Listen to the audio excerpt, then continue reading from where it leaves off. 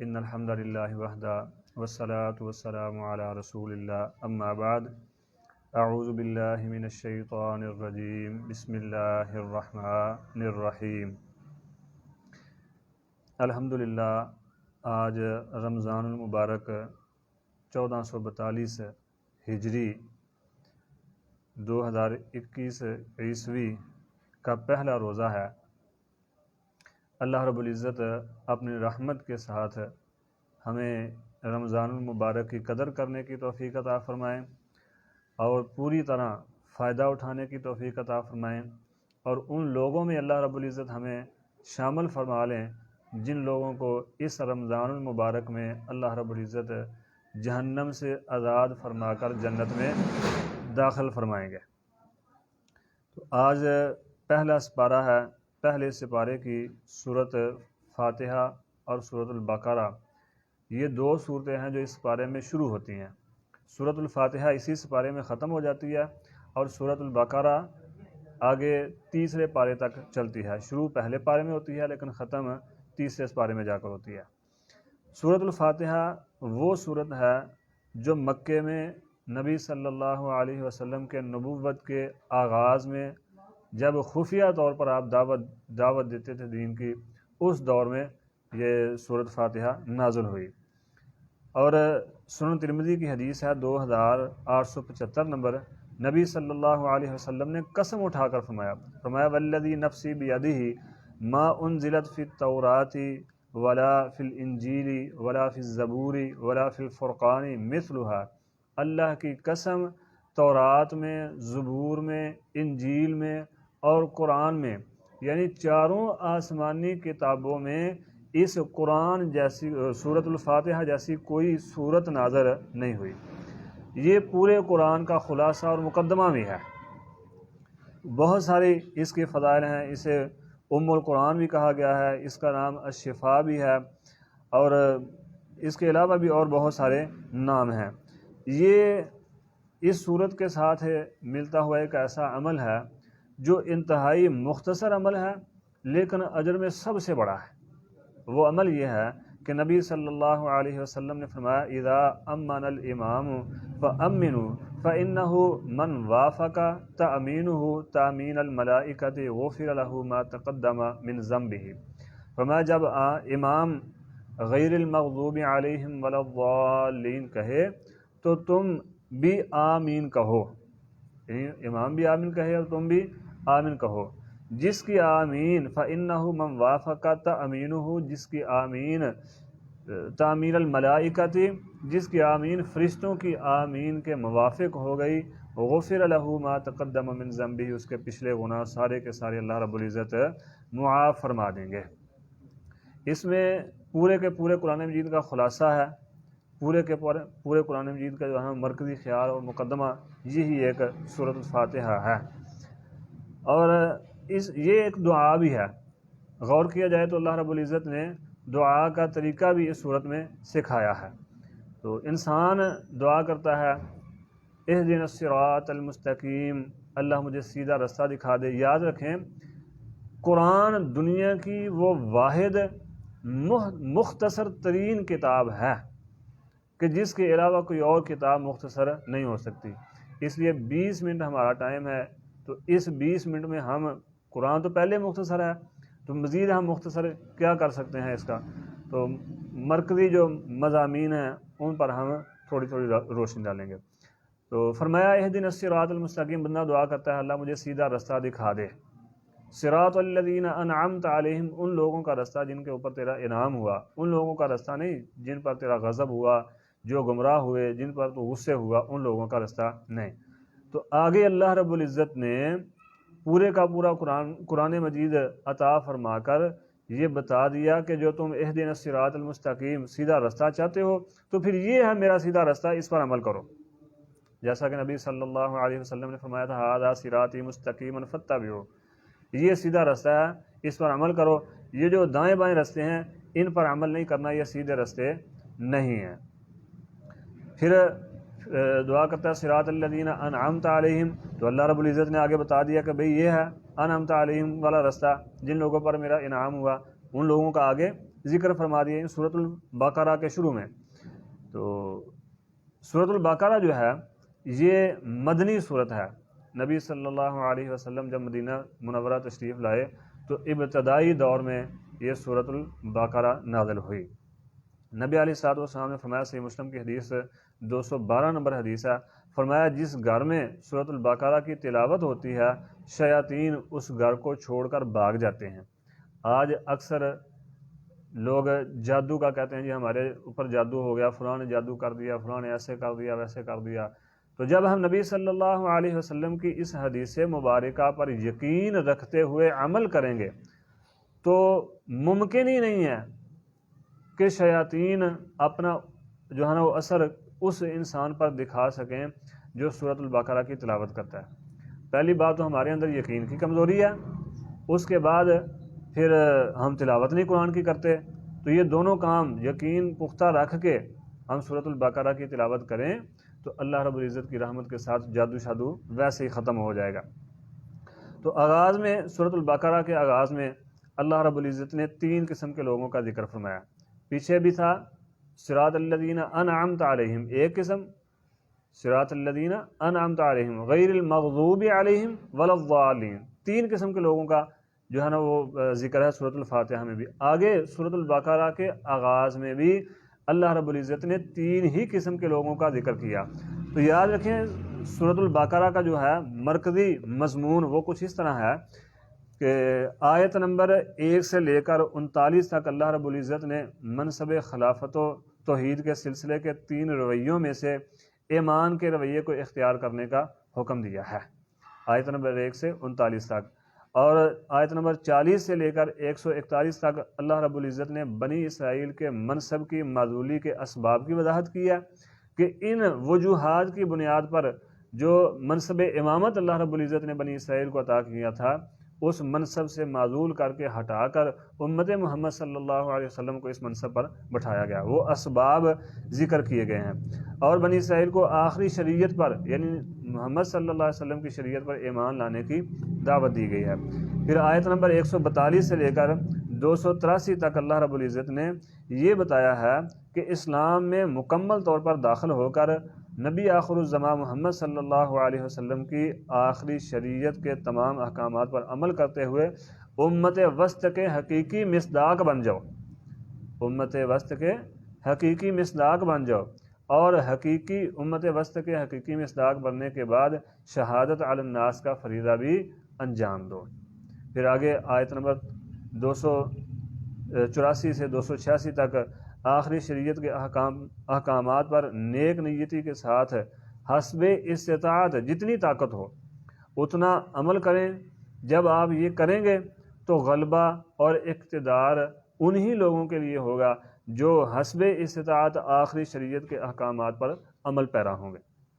آج مسلمان کمزور ہیں اور ذلیل بھی ہو رہے ہیں دنیا میں، اس کا سبب یہی ہے کہ پہلی بات تو نیک نیتی اپنے اعمال میں اخلاص نہیں رہا، دوسرا عمل بھی شریعت پر پورا نہیں کرتے۔ تو اللہ رب العزت کا وعدہ ہے جب نیک نیتی کے ساتھ شریعت کے احکامات پر عمل کریں گے تو غلبہ پھر ایسے ہی لوگوں کے لیے ہے جو محمد الرسول اللہ صلی اللہ علیہ وسلم کی لائی ہوئی شریعت پر عمل پیرا ہوتے ہیں، جو آپ کی شریعت پر عمل کرتے ہیں۔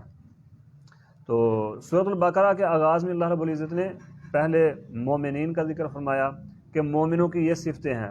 پچھلی صورت میں تھا کہ عرض کی اللہ مجھے انعمت علیہم ان لوگوں کا رستہ بتا دے، سکھا دے، چلا دے اس رستے پر جن پر تو نے انعام کیا۔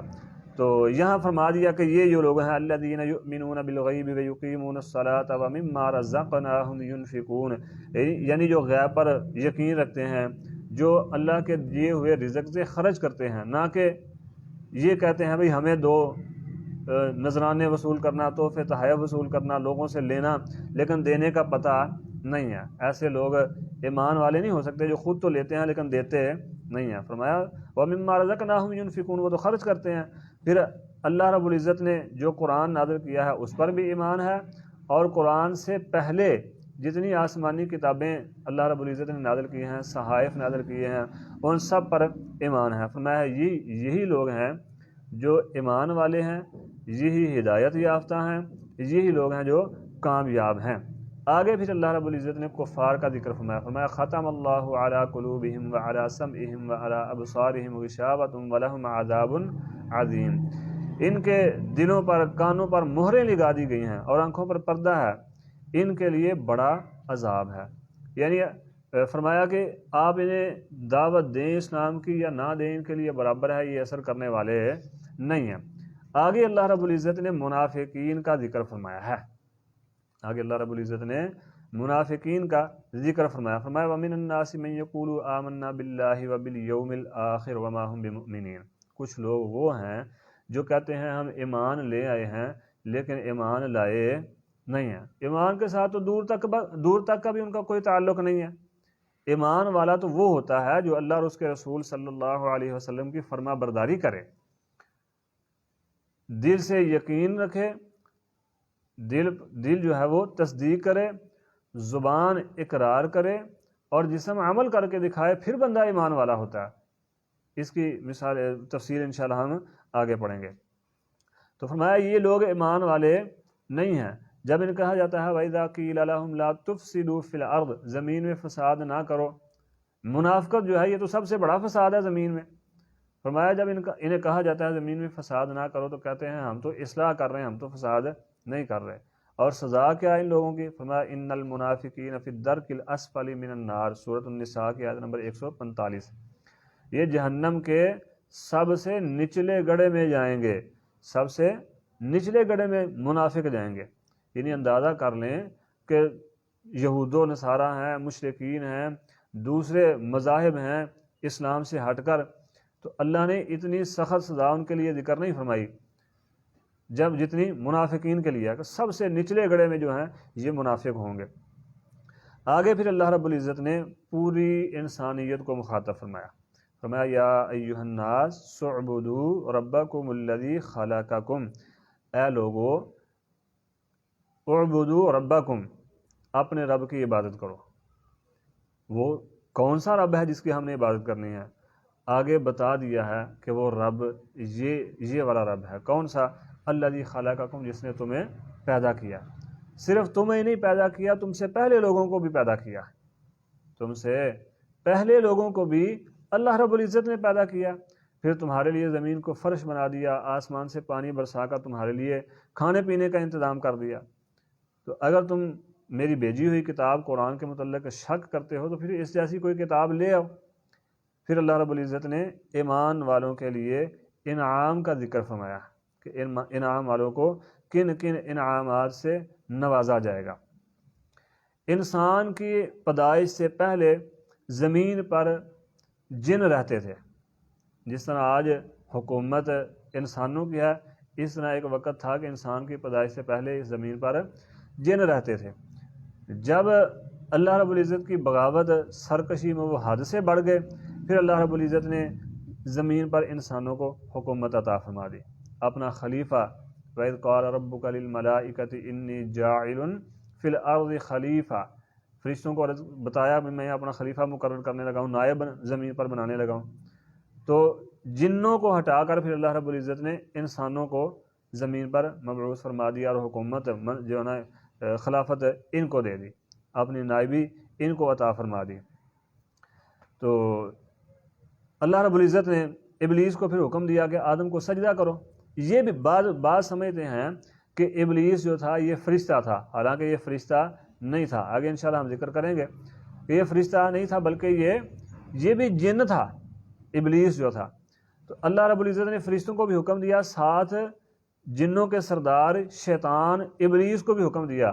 وَإِذْ وَقُلْنَا يَا آدَمُ اسْكُنْ أَنْتَ وَزَوْجُكَ الْجَنَّةَ، پیچھے اللہ رب العزت نے فرمایا وَإِذْ قَالَ رَبُّكَ لِلْمَلَائِكَةِ إِنِّي جَاعِلٌ فِي الْأَرْضِ خلیفہ مقرر کر دیا ہے۔ تو اب حکم یہ ہے کہ اسے سجدہ کرو۔ فرشتوں کو بھی حکم دیا اور جنوں کے سردار کو بھی، تاکہ دونوں مخلوقیں جو ہیں میرے اس بندے کے جو ہے نا وہ تعظیم کریں، اس کے مقام کو سمجھ لیں، اس کی عظمت کو جان لیں۔ فرشتوں نے تو اللہ رب العزت کے حکم پر جو ہے نا اسی وقت عمل کر لیا، لیکن حسد اور دوسرا جو منصب چھینا گیا تھا اس منصب کی وجہ سے جو ہے نا تکبر اور حسد، ان دونوں وجوہات کی بنیاد پر شیطان نے انکار کر دیا کہ میں سجدہ نہیں کروں گا۔ اللہ رب العزت نے پھر اپنے دربار سے نکال دیا اسے کہ تم دفع ہو جاؤ، قیامت تک ایسے ہی ذلیل ہوتے رہو گے۔ تو جب یہ نکال دیا گیا پھر اس نے آدم علیہ السلام اور سیدہ حوا سلام اللہ علیہا کو بھی ورگلایا اور اللہ کی جنت سے نکال کر زمین پر لے آیا۔ اللہ رب العزت نے فرمایا قُلْ اهْبِطُوا مِنْهَا، اب تم چلے جاؤ یہاں سے، زمین پر رہو، جس طرح تمہیں ورگلایا گیا ہے یہ زمین پر بھی یہی کچھ کرے گا۔ لیکن قُلْ اهْبِطُوا مِنْهَا جَمِيعًا فَإِمَّا يَأْتِيَنَّكُم مِّنِّي هُدًى فَمَن تَبِعَ هُدَايَ، جب بھی میری طرف سے تمہارے پاس میری ہدایت آئے، انبیاء آئیں تمہیں دعوت دیں، تو جو کوئی بھی فمن تابع ہدایا، جو کوئی بھی میری ہدایت کی پیروی کرے گا، فلا خوف علیہم ولا هم یحزنون، نہ انہیں کوئی غم ہوگا نہ انہیں کوئی پریشانی ہوگی، بالکل وہ سکون اور اطمینان کے ساتھ دنیا میں بھی زندگی گزاریں گے اور آگے قیامت والے دن اللہ رب العزت جنت بھی نصیب فرمائیں گے۔ لیکن والذین کفروا وکذبوا بآیاتنا اولئک اصحاب النار هم فیہا خالدون، جو میری آیات کو جھٹلائیں گے، میرے انبیاء کو جھٹلائیں گے، میری نشانیوں کا انکار کریں گے، ایسے لوگ ہیں اولئک اصحاب النار، جو جہنم والے ہیں، ہم فیہا خالدون، یہ جہنم میں ہمیشہ رہیں گے۔ جو اللہ کی آیات کا انکار کرتے ہیں، اللہ کی نافرمانی کرتے ہیں، نشانیوں کو جھٹلاتے ہیں۔ اللہ رب العزت نے ہر قوم کو ممتاز کیا ہے، ہر قوم کو اللہ رب العزت نے ممتاز کیا ہے اور خلافت عطا فرمائی ہے، لیکن جب وہ قوم منصب خلافت پر بیٹھتے ہوئے اپنے ممتاز کی حیثیت کو حصول کے بعد اللہ کی نافرمانی میں حد سے بڑھ گئی، اللہ نے اس قوم کو ہلاک کر کے پھر ان کی جگہ پر دوسری قوم کو یہ منصب عطا کر دیا۔ تو اسی طرح اللہ رب العزت نے سیدنا ابراہیم خلیل الرحمن علیہ السلام کے بیٹے سیدنا اسحاق علیہ السلام کو اور ان کی نسل کو منتخب کر لیا، جن کو ہم آج بنی اسرائیل کے نام سے جانتے ہیں۔ اللہ رب العزت نے انہیں منصب خلافت عطا فرمایا۔ آگے اللہ رب العزت نے ذکر بھی کیا ہے قرآن مجید میں کہ ہم نے انہیں ممتاز کر دیا دوسری قوموں سے، سیدنا اسحاق علیہ السلام کی اولاد کو۔ لیکن ہوا کیا، جب اللہ رب العزت نے انہیں ممتاز کیا، انہیں خلافت عطا فرمائی، تو نبوت کا سلسلہ جو ہے وہ اسحاق علیہ السلام کی نسل میں چلا۔ متعدد بے شمار انبیاء جو ہیں وہ اسحاق علیہ السلام کی نسل سے، آپ کے شجرے سے پیدا ہوئے ہیں۔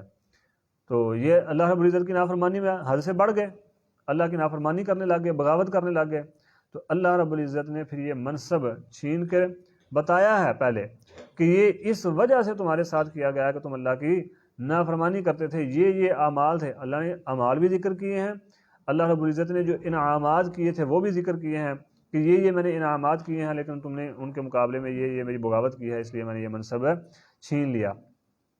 آگے فرمایا وَإِذْ قَالَ مُوسَىٰ لِقَوْمِهِ يَا قَوْمِ إِنَّكُمْ ظَلَمْتُمْ أَنفُسَكُمْ بِاتِّخَاذِكُمُ الْعِجْلَ فَتُوبُوا إِلَىٰ بَارِئِكُمْ، نافرمانی اور سرکشی میں اتنے بڑھ گئے تھے کہ اللہ رب العزت کے مقابلے میں ایک بچھڑے کو اپنا رب سمجھنے لگ گئے، اس کی پوجا کرنے لگ گئے۔ جب موسیٰ علیہ السلام تشریف لائے تو آ کر قوم کو کہا یا قوم انکم ظلمتم انفسکم باتخاذکم العجل فتوبوا الی بارئکم، تم نے بچڑے کو پکڑ کر اس کی عبادت کر کے نافرمانی کی ہے، اب اللہ سے توبہ کرو۔ اور توبہ کیسے ہے کہ اپنے آپ کو قتل کرو۔ یہ دیکھیں اسلام کا ہمارے اوپر کتنا احسان ہے، نبی رحمت صلی اللہ علیہ وسلم کا کتنا ہمارے اوپر احسان ہے، اللہ رب العزت کی کتنی رحمت ہے کہ ہم گناہ کرتے ہیں تو اللہ رب العزت سے توبہ کریں، گناہ معاف ہو جاتا ہے، اور صرف گناہ معاف نہیں ہو جاتا بلکہ گناہ نیکی میں تبدیل ہو جاتا ہے۔ ادھر کیا تھا، قوم نے بنی اسرائیل نے نافرمانی کی، فرمایا اب ایسا کرو کہ اللہ سے توبہ کرو، اور توبہ اس طرح ہے کہ تم اپنے آپ کو قتل کرو۔ قوم نے پھر قتل کیا بھی، لیکن باوجود اس کے کہ قوم کو یہ حکم دیا تھا، اس سے آگے بڑھ گئی۔ چاہیے تو یہ تھا کہ اللہ رب العزت سے توبہ کر لیتے، خود کو قتل کر دیتے، اور قتل ہوئے بھی، ایک دوسرے کو قتل کیا بھی، لیکن اس کے ساتھ ساتھ یہ بھی کہنے لگے وَإِذْ قُلْتُمْ يَا مُوسَىٰ لن نؤمن لک حتی نری اللہ جہرۃ، اے موسیٰ ہم اس وقت تک نہیں مانیں گے جب تک ہم اپنے جس رب کی تو ہمیں دعوت دیتا ہے اس رب کو اپنے سامنے نہ دیکھ رہے ہیں۔ یعنی رب جس کی تو دعوت دیتے، جس کے متعلق تو کہتا ہے کہ یہ رب ہے، اس کی یہ صفات ہیں، یہ معاملات ہیں، اس رب کو ہمارے سامنے کرو پھر ہم مانیں گے۔ یعنی سرکشی میں اس سے پہلے تو اللہ کے مقابلے میں بشرے کو خدا بنا لیا، جب اس کی معافی مل گئی تو اب اس سے آگے کی بات کر دی۔ وَإِذْ قُلْتُمْ يَا مُوسَىٰ لَن نُؤْمِنَ لَكَ حَتَّىٰ نَرَى اللَّهَ جَهْرَةً، ہم تو نہیں مانتے جب تک ہم اپنے سامنے نہ اللہ کو دیکھ لیں۔ العیاذ باللہ، اللہ رب العزت اپنی رحمت سے معاف فرمائے۔ تو اللہ پھر یہ ہجرت کر کے آئے تھے، تو ہجرت کے جو ہے نا وہ مقابلے میں اللہ رب العزت نے ان پر انعام کیا کہ انہیں من سلوا عطا کیا۔ کہنے لگے ہمیں من سلوا نہیں چاہیے، ہمیں تو چاہیے گندم، ہمیں چاہیے مسور، اس طرح کی جو دالیں ہیں، یہ گندم ہے، چاول ہیں، ہمیں تو اس طرح کی جو ہے نا وہ کھانے چاہیے۔ اللہ رب العزت نے فرمایا تمہیں بہتر عطا کیا گیا تھا، تم نے بہتر کے بدلے میں جو ہے وہ کمتر کو انتخاب کر لیا۔ اب جاؤ پھر ذلیل ہو زمین پر کسی بستی میں، شہر میں داخل ہو جاؤ، وہاں جا کے کام کرو، تمہیں پتہ چلے تو پھر تمہیں جو تم چاہتے ہو وہ مل جائے گا۔ یعنی من سلوا پکی پکائی چیز کھانے کے لیے ان کو دے دی جاتی تھی، وہ چھوڑ کے کہنے لگے جی ہمیں وہ چیزیں چاہیے جو زمین اگاتی ہے، گندم، چاول، اس طرح کی جو چیزیں ہیں وہ ہمیں وہ دی جائیں۔ پھر اللہ رب العزت نے عبادت کے لیے آگے فرمایا وَلَقَدْ عَلِمْتُمُ الَّذِينَ اعْتَدَوْا مِنْكُمْ فِي السَّبْتِ فَقُلْنَا لَهُمْ كُونُوا قِرَدَةً خَاسِئِينَ۔ جس طرح اللہ رب العزت نے ہمیں عبادت کے لیے جمعے کا دن دیا، اسی طرح انہیں جمعے کا دن دیا تھا یہودیوں کو، لیکن کیا کہا انہوں نے؟ کہا جی ہمیں تو نہیں چاہیے جمعے کا دن، ہم تو ہفتے کے دن عبادت کریں گے۔ اللہ نے فرمایا ٹھیک ہے ہفتے کے دن عبادت کر لو، لیکن ساتھ شرط یہ ہے کہ پھر دنیا کا کوئی کام نہیں کرنا۔ ان کا کام تھا مچھلی پکڑنا، اس کو بیچنا، اس کے ساتھ اپنا گزر بسر کرنا۔ انہوں نے ہیلا بازی شروع کر دی، دریا کے قریب جو ہے وہ گڑھے کھودے بڑے بڑے، ہفتے کے دن مچھلی جو ہوتی تھی وہ اوپر آ جاتی تھی تو دھکیل کر جو ہے وہ گڑھوں میں جو تھے اس میں بند کر لیتے، گڑھوں کی طرف کر دیتے۔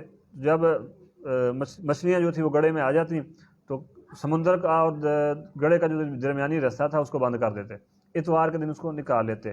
تو اللہ رب العزت نے فرمایا فَقُلْنَا لَهُمْ كُونُوا قِرَدَةً خَاسِئِينَ، اس ہیلے بازی کی وجہ سے اللہ رب العزت نے انہیں بندر بنا دیا۔ اس ہیلے بازی جو ہیلا اختیار کرتے تھے اس وجہ سے اللہ رب العزت نے انہیں بندروں کی صورتیں بنا دیا۔ آج کچھ مسلمان بھی ایسے ہیں جو کرتے ہیں ہیلے بازی، سمجھتے یہ ہیں کہ ہم ٹھیک کر رہے ہیں، تو انہیں اللہ رب العزت کے عذاب سے ڈرتے ہوئے یہ سزا، یہ جو اللہ رب العزت نے بتایا ان کے کارستانیاں، ان کے اعمال، ان کو جو ہے دی جانے والی سزائیں، یہ ہمیں اس لیے بتائی جا رہی ہیں تاکہ ہم وہ نافرمانیاں جو یہ کرتے ہیں ان نافرمانیوں سے باز رہیں۔ ایسا نہ ہو کہ یہی سزا جو انہیں ملی ہے وہ ہمیں بھی مل جائے۔ پھر آگے چل کر مشہور واقعہ ہے گائے کا واقعہ، جس واقعہ کی نسبت سے اس سورت کا نام بھی سورۃ البقرہ ہے، اس کا ذکر ہوا۔ واقعہ کچھ اس طرح ہے کہ ایک بنی اسرائیل کا ایک شخص تھا، اس کا چچا مالدار تھا، اس نے اپنے چچے کو قتل کیا اور اس کی ایک ہی بیٹی تھی، اس نیت سے قتل کیا کہ میں اس کے مال پر قبضہ کر لوں گا اور اس کی بیٹی پر بھی قبضہ کر لوں گا اور بعد میں اس سے نکاح کر لوں گا۔ جب قتل کیا تو بعد میں جو ہے نا وہ ایک بات یہ بھی ذہن میں آئی کہ اور مال کمانا چاہیے، اور وہ یہ طریقہ تھا کہ مقتول جو چچا تھا اپنا اسے اس نے پھینک دیا مقابل جو تھے مخالف قبیلے والے ان کے رستے پہ۔ صبح ہوئی تو اس نے شور مچا دیا جی اس قبیلے والوں نے جو ہے نا وہ میرے چچے کو قتل کیا ہے تو اس کا قصاص ہونا چاہیے۔ بات جو ہے وہ بنی اسرائیل کے اس وقت کے جو نبی تھے سیدنا موسیٰ علیہ الصلوۃ والسلام ان تک پہنچ گئی۔ قبیلے والوں نے آ کے واویلا کیا جی ہم نے تو قتل نہیں کیا، تو اس کا کیا حل کریں؟ تو اگر تو موسیٰ علیہ الصلوۃ والسلام پر وحی نازل ہوتی کہ جی آپ ان کو بتا دیں کہ فلاں فلاں شخص ہے، اس کا چچا بھتیجا اسی نے قتل کیا ہے، تو قوم نے کہنا تھا دیکھو جی موسیٰ جو ہے یہ جانبداری کر رہا ہے، اس قبیلے والے کی طرف ہو رہا ہے۔ کام تو ان کے یہی تھے نا کہ اللہ رب العزت پر اعتراض کرنا، تو ایسا نہیں ہوا بلکہ اللہ نے معجزانہ طور پر بتایا کہ قاتل کون ہے۔ وہ معجزانہ طریقہ یہ تھا کہ اللہ نے فرمایا گائے لو، اس کو ذبح کرو، ذبح کر کے گائے کا گوشت کا ایک ٹکڑا جو ہے مقتول اسے لگاؤ تو پتہ چل جائے گا کس نے قتل کیا۔ اب حکم یہ تھا کہ جیسے اللہ رب العزت نے حکم دیا ہے ان اللہ یامرکم ان تذبحوا بقرہ، تو گائے پکڑیں اسے ذبح کریں اور گوشت کا ٹکڑا لگائیں تو قاتل معلوم ہو جائے گا۔ تو کیا کہتے ہیں قالوا اتتخذنا حزوا معاذ اللہ استغفر اللہ. موسیٰ علیہ السلام کو کہنے لگے تو ہمارے ساتھ مذاق کر رہا ہے, ہم تمہیں کہہ رہے ہیں ہمیں جو ہے نا قاتل کا پتہ بتاؤ, تو کہہ رہا ہے گائے ذبح کرو. یہ گائے کا اور مقتول کا اور قاتل کا کیا آپس میں تعلق ہے؟ یعنی موسیٰ علیہ السلام کو کہنے لگے اتتخذنا حزوا, تو ہمارے ساتھ مذاق کر رہا ہے, حالانکہ نبی کی شایان شان نہیں کہ وہ کسی کا ساتھ اس طرح کا مذاق کرے. تو معلوم ہوا دین کے معاملے میں کسی قسم کا کوئی مذاق نہیں کرنا چاہیے. اب حکم یہ تھا کہ جو گائے ہے اسے پکڑو اور ذبح کر کے تو اپنا کام چلا لو. اب سوالات بڑھاتے گئے تو آگے مشکلیں بڑھتی گئیں. کہنے لگے جی ہمیں بتائیں وہ گائے کیسی ہو, اس کا رنگ کیسا ہو, اس کی عمر کیسی ہو. اللہ رب العزت بھی بتاتے گئے اس کا رنگ یہ ہو, عمر یہ ہو, ایسی ہو ایسی ہو. اب مشکلات میں پڑتے گئے. تو دین کے معاملے میں زیادہ سوالات ایسے کیوں ہیں, ویسے کیوں نہیں ہے, ایسے کیوں نہیں, یہ نہیں کرنا چاہیے. جیسا شریعت کا حکم ہو, جیسا اللہ اور اس کے رسول صلی اللہ علیہ وسلم کا حکم ہو, سر تسلیم خم کر کے اس پر عمل کر لینا چاہیے. جب ہر طرح کے سوالات سے اللہ رب العزت نے رستہ بند کر دیا, عمر بھی بتا دی, رنگ بھی بتا دیا, کام کاج بھی بتا دیا کہ یہ کرتی ہو یہ نہ کرتی ہو, سارے معاملات اللہ رب العزت نے بتا دیے. اب کہتے ہیں آنا جئت بالحق فذبحوها وما كادوا يفعلون, اب تو آیا حق لے کر. استغفر اللہ. نبی نے تو پہلی مرتبہ حق کہہ دیا تھا کہ گائے ذبح کرو تو اللہ رب العزت بتا دیں گے کہ یہ ہے وہ قاتل. جب سارے معاملات بتا دیے کہ ایسی ہو, رنگ یہ ہو, عمر یہ ہو, ایسی ویسی ہو, پھر جا کے نبی کو کہتے ہیں کہ اب تو سچ لے کے آیا. نبی کی ہر بات حق ہوتی ہے, سچ ہوتی ہے. تو اللہ رب العزت نے فرمایا وما كادوا يفعلون فذبحوها وما كادوا يفعلون, ذبح تو کر لی لیکن چاہتے تو یہی تھے کہ یہ نہ ہی کرنا پڑے ہمیں, یعنی بچنا ہی چاہتے تھے. ایسے نہیں تھے کہ یہ ذبح کر لیتے, لیکن پھر مجبوراً انہیں کرنی پڑی. اب گائے ذبح کر لی, قاتل کا پتہ چل گیا, تو چاہیے یہ تھا کہ اللہ رب العزت کی یہ نشانی دیکھ کر اپنے دلوں کو نرم کریں. لیکن ہوا کہ ثم قست قلوبکم من بعد ذلك فهي كالحجارة او اشد قسوة, دل اور زیادہ سخت ہو گئے, اور زیادہ اللہ کے نافرمان ہو گئے. وَإِنَّ مِنَ الْحِجَارَةِ, پتھروں جیسے سخت ہو گئے. فرمایا نہیں, وَإِنَّ مِنَ الْحِجَارَةِ لَمَا يَتَفَجَّرُ مِنْهُ الْأَنْهَارُ أَوْ أَشَدُّ قَسْوَةً, بلکہ پتھر سے بھی زیادہ ان کے دل سخت ہو گئے. پتھر تو ایسے ہیں وَإِنَّ مِنَ الْحِجَارَةِ لَمَا يَتَفَجَّرُ مِنْهُ الْأَنْهَارُ, کچھ پتھر ایسے ہیں اللہ کی ڈر کی وجہ سے ان سے نہریں پھوٹ پڑتی ہیں. کچھ پتھر ایسے ہیں جو اللہ کے ڈر کی وجہ سے گر پڑتے ہیں. فَيَخْرُجُ مِنْهُ الْمَاءُ, چشمے بہہ پڑتے ہیں. کچھ ایسے پتھر ہیں جو گر جاتے ہیں, نہریں پھوٹتی ہیں, چشمے بہہ جاتے ہیں. کس لیے؟ من خشیت اللہ, اللہ کے ڈر کی وجہ سے. وَمَا اللَّهُ بِغَافِلٍ عَمَّا تَعْمَلُونَ, اللہ تمہارے کاموں سے غافل نہیں ہے. یہاں پر ایک بات یہ یاد رکھیں, عام طور پر ہم دیکھتے ہیں تفریحی مقامات پر جائیں تو کہیں آبشار بہ رہی ہوتی ہے, کہیں چشمہ جاری ہوتا ہے, پہاڑ سے نکل رہا ہوتا ہے, لائن سلائڈنگ ہوتی ہے. تو یہ اصل میں وہ جو پانی نکل رہا ہوتا ہے, نہر نکلی ہو یا چشمہ نکلا ہو یا آبشار کوئی آ رہی ہے, ٹھیک ہے, پہاڑ سے, پتھر سے, تو حقیقت میں وہ اللہ کے خوف کی وجہ سے پتھر سے وہ پانی نکل رہا ہوتا ہے. یا لائن سلائڈنگ ہوتی ہے تو یہ بھی اللہ کے خوف کی وجہ سے پتھر اوپر سے نیچے گر پڑتا ہے. یہ ہمارے لیے نشانی ہے کہ پتھر اللہ سے ڈر رہے ہیں. انسانوں تم بھی اللہ سے ڈر جاؤ, اللہ سے خوف کرو, اللہ رب العزت کا تقوی اختیار کرو. یہ ہمارے لیے اللہ رب العزت کی طرف سے نشانی ہے. آگے فرمایا کچھ لوگ ایسے ہیں فَوَيْلٌ لِّلَّذِينَ يَكْتُبُونَ الْكِتَابَ بِأَيْدِيهِمْ, اپنے ہاتھ سے کوئی بات لکھتے ہیں, کہتے ہیں یہ اللہ کی طرف سے ہے. بنی اسرائیل میں ایک یہ بھی کام تھا, ان کے گناہ, ان کے جو ہے نا وہ اعمال بد میں سے ایک عمل یہ بھی تھا کہ وہ اپنے پاس سے کوئی بات لکھتے تھے, کہتے تھے یہ اللہ کی طرف سے حکم آیا. تو مسلمانوں میں بھی ایسے لوگ ہیں جو کس لیے کرتے تھے, یعنی وہ بنی اسرائیل کا ثم یقولون ھذا من عند اللہ لیشتروا بہ ثمنا قلیلا, بنی اسرائیل کے لوگ اس لیے کرتے تھے ہمیں دنیا کو فائدہ حاصل ہو جائے. آج بھی کچھ لوگ ایسے ہیں جو دنیا کے فائدے کے لیے, دنیا کا مال حاصل کرنے کے لیے اللہ اور اس کے رسول صلی اللہ علیہ وسلم کے فرامین کے خلاف فتوے دیتے ہیں, اپنے پاس سے باتیں بتاتے ہیں, اپنے پاس سے واقعات بناتے ہیں, اپنے پاس سے احادیث بنا کر لوگوں کو سناتے ہیں تاکہ لوگ خوش ہو جائیں اور دنیا کا مال ہمیں دیں. تو اللہ رب العزت نے اس سے بھی فرمایا فَوَيْلٌ لَّهُم مِّمَّا كَتَبَتْ أَيْدِيهِمْ وَوَيْلٌ لَّهُم مِّمَّا يَكْسِبُونَ, جو انہوں نے لکھا اس کے لیے بھی ہلاکت ہے اور لکھنے والوں کے لیے بھی ہلاکت, یعنی لکھنے والوں کے لیے بھی ہلاکت, جو لکھا اس کے لیے بھی ہلاکت ہے. تو یہ جو ہے عمل درست نہیں ہے. فرمایا وقالوا لن تمسنا النار الا ایاما معدودہ، وہ سمجھتے تھے کہ ہمیں، یعنی یہودی جو تھے اہل کتاب جو بنی اسرائیل کے لوگ تھے، وہ یہ سمجھتے تھے کہ ہمیں جو جہنم میں ڈالا جائے گا صرف چند دنوں کے لیے، بس تھوڑی دیر کے لیے، اور تھوڑی دیر وہ صرف اتنی دیر جتنے دن ہمارے بڑوں نے بچھڑے کی پوجا کی تھی اتنی دیر ہم جہنم میں جائیں گے، اس کے بعد جہنم سے نکل کر ہم جنت میں چلے جائیں گے۔ اللہ رب العزت نے فرمایا قل اتخذتم عند اللہ عہدا فلن یخلف اللہ عہدہ ام تقولون علی اللہ ما لا تعلمون، کیا اللہ نے تمہارے ساتھ کو وعدہ کیا ہوا ہے، اللہ کے ساتھ کو تمہارا معاہدہ ہے کہ تم اتنی دیر جنت میں جاؤ گے، اس کے بعد جہنم میں جاؤ گے، اس کے بعد جہنم سے نکل کر جنت میں چلے جاؤ گے؟ اگر ہے تو پھر لاؤ، پیش کرو وہ اللہ کے ساتھ جو تمہارا معاہدہ ہوا ہے۔ اللہ اپنے معاہدے کی خلاف ورزی نہیں کرتا، اللہ کے ساتھ جو تمہارا معاہدہ ہے وہ سامنے پیش کرو، پھر اللہ اپنے وعدے کی خلاف ورزی نہیں کرے گا۔ تو فرمایا یہ بات بتا کے ہم جو ہمارے مسلمان ہیں جو یہ سمجھتے ہیں کہ ہم محمد الرسول اللہ صلی اللہ علیہ وسلم کی امت ہیں، ہم ہی جنت میں جائیں گے، اللہ ہمارے علاوہ تو کسی کو جنت میں بھیجے گا ہی نہیں، ہم جیسے مرضی عمل کرتے رہیں، تو یہ بات